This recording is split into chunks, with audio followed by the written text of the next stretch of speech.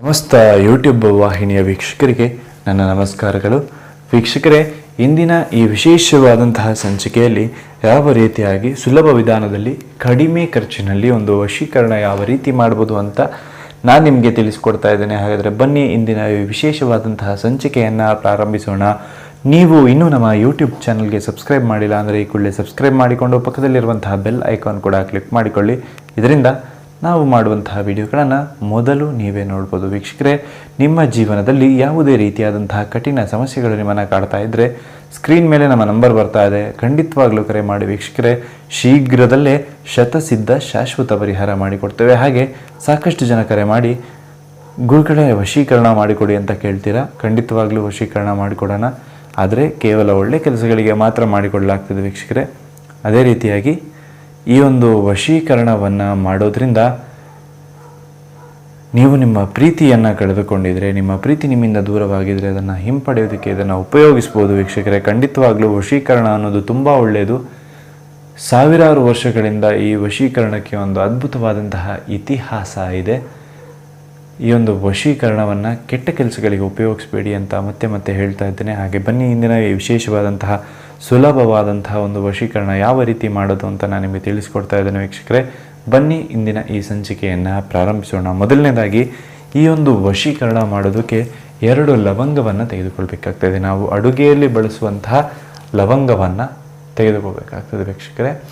ಈ ರೀತಿಯಾದಂತಹ ಒಂದು ಲವಂಗವನ್ನು ತೆಗೆದುಕೊಂಡ ನಂತರ ಈ 2 ಲವಂಗಗಳನ್ನು ನಿಮ್ಮ ಬಾಯಲ್ಲಿ ಇಟ್ಟುಕೊಂಡು ಈ ಒಂದು ಮಂತ್ರವನ್ನು ನೀವು ಹೇಳಬೇಕಾಗ್ತದೆ. ಯಾವುದಾ ಮಂತ್ರ ಅಂತ ನೋಡೋದಾದರೆ, ಓಂ ವಶೀಕರಣಂ, ಹ್ರೀಂ ವಶೀಕರಣಂ, ಶ್ರೀಂ ವಶೀಕರಣಂ, ಕ್ಲೀಂ ಇಷ್ಟಸಿದ್ಧಿ ವಶಂ ಸ್ವಾಹ.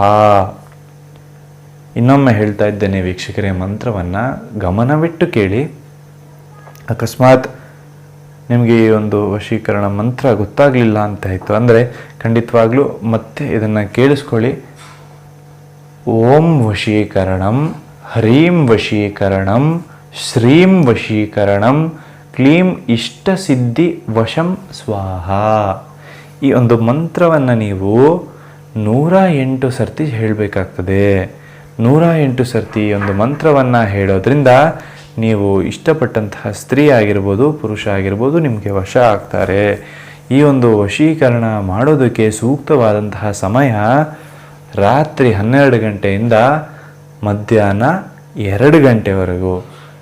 ರಾತ್ರಿ 12 ಗಂಟೆಯಿಂದ ಮಧ್ಯಾಹ್ನ 2 ಗಂಟೆಯೊಳಗೆ. ಸಾಯಂಕಾಲದ ಸಮಯದಲ್ಲಿ ಈ ಒಂದು ವಶೀಕರಣವನ್ನು ಮಾಡೋದಕ್ಕೆ ಹೋಗಬೇಡಿ. ಕೇವಲ ರಾತ್ರಿ 12 ಗಂಟೆ ನಂತರ ಹಾಗೂ ಮಧ್ಯಾಹ್ನ 2 ಗಂಟೆಯ ಒಳಗೆ ಮಾತ್ರ ಈ ಒಂದು ವಶೀಕರಣವನ್ನು ಮಾಡಿ. ಬೆಳಗಿನ ಜಾವದಲ್ಲಿ ಖಂಡಿತವಾಗ್ಲೂ ಮಾಡ್ಬೋದು ವೀಕ್ಷಕರೇ. ರಾತ್ರಿಯ ಸಮಯದಲ್ಲಿ ಮಾಡಿದರೆ ಅತ್ಯಂತ ಶಕ್ತಿಶಾಲಿಯಾಗಿ ಈ ಒಂದು ವಶೀಕರಣ ಕೆಲಸ ಮಾಡುತ್ತೆ ವೀಕ್ಷಕರೇ. ವಶೀಕರಣ ಅನ್ನೋದು ತುಂಬ ಒಳ್ಳೆಯದು. ಅದನ್ನು ಕೇವಲ ಒಳ್ಳೆಯ ಕೆಲಸಗಳಿಗೆ ಮಾತ್ರ ಉಪಯೋಗಿಸಿ ವೀಕ್ಷಕರೇ. ಹಾಗೆಯೇ ಈ ಒಂದು ಮಂತ್ರವನ್ನು 108 ಸರ್ತಿ ನೀವು ಹೇಳಿದ ನಂತರದಲ್ಲಿ ಈ ಲವಂಗವನ್ನು ಒಂದು ಬಿಳಿಯ ಹಾಳೆಯಲ್ಲಿ ತಗೋಬೇಕಾಗ್ತದೆ ವೀಕ್ಷಕರೇ. ಒಂದು ಬಿಳಿಯ ಹಾಳೆಯಲ್ಲಿ ತೆಗೆದುಕೊಂಡು ಈ ರೀತಿಯಾಗಿ ಬರಿಬೇಕಾಗ್ತದೆ. ಈ ರೀತಿ ಜಪ ಮಾಡಿದ ನಂತರದಲ್ಲಿ ನೀವು ಯಾರನ್ನು ಇಷ್ಟಪಟ್ಟಿರ್ತೀರಲ್ಲ ಅವರ ಹೆಸರನ್ನು ಒಂದು ಬಿಳಿಯ ಹಾಳೆಯ ಮೇಲೆ ಬರೀರಿ. ಈ ರೀತಿಯಾಗಿ ಅವರ ಹೆಸರನ್ನು ಬರೀಬೇಕಾಗ್ತದೆ. ನೋಡಿದ್ರಲ್ಲ, ಅವರ ಹೆಸರನ್ನು ಒಂದು ಬಿಳಿಯ ಹಾಳೆ ಮೇಲೆ ಬರೀರಿ, ಪ್ಲಸ್ ನಿಮ್ಮ ಹೆಸರನ್ನು ಇಲ್ಲಿ ಬರೀರಿ ವೀಕ್ಷಕರೇ.